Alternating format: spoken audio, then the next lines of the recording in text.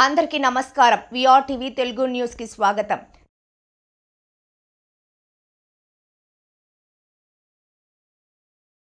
వేదావతి ప్రాజెక్టును పరిశీలించడానికి రావడం జరిగింది. వేదావతి ప్రాజెక్టు 2014లో ఏర్పడిన కూటమి ప్రభుత్వం, తెలుగుదేశం ప్రభుత్వం ఆ రోజు శంకుస్థాపన చేసింది. 1800 కోట్లు ఈ వేదావతి ప్రాజెక్టు కేటాయించడం జరిగింది.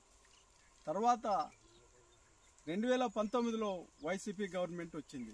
వైసీపీ గవర్నమెంట్ వచ్చి రివర్స్ టెండర్ అని పిలిచి 1600 కోట్లకు కుదించింది. కానీ ఈ భూములు కోల్పోయిన వేదావతి ప్రాజెక్టు నిర్మాణంలో భాగంగా భూములు కోల్పోయిన రైతులకు ఇంతవరకు నష్టపరిహారం అందలేదు. కనుక ఈరోజు ఈ వేదావతి ప్రాజెక్టు ఎక్కడ శంకుస్థాపన చేసిన రోజు ఏ విధంగా ఉందో ఈ రోజు కూడా అదే విధంగా ఉంది.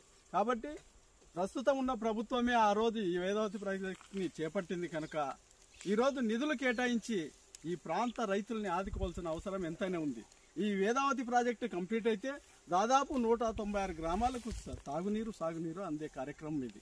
దాదాపు 8 టీఎంసీలు వీటి ద్వారా ఎత్తిపోస్తే 1,00,000 ఎకరాల పైన పైచిలకు ప్రత్యక్షంగా నీరు అందించవచ్చు రైతులకు, పరోక్షంగా ఇంకో 50,000 ఎకరాలకు కూడా నీరు అందే కార్యక్రమం కనుక ఈ బడ్జెట్లో ఖచ్చితంగా నిధులు కేటాయించి రైతు కూలీలను ఆదుకోవాలని చెప్పి జిల్లా కాంగ్రెస్ కమిటీ డిమాండ్ చేస్తుంది. ఈ విషయాన్ని తొందరలోనే ముఖ్యమంత్రి దృష్టికి తీసుకొని పోయి నిధులు కేటాయించే విధంగా రైతుల పక్షాన కాంగ్రెస్ పార్టీ పోరాడుతుందని తెలియజేస్తున్నాం.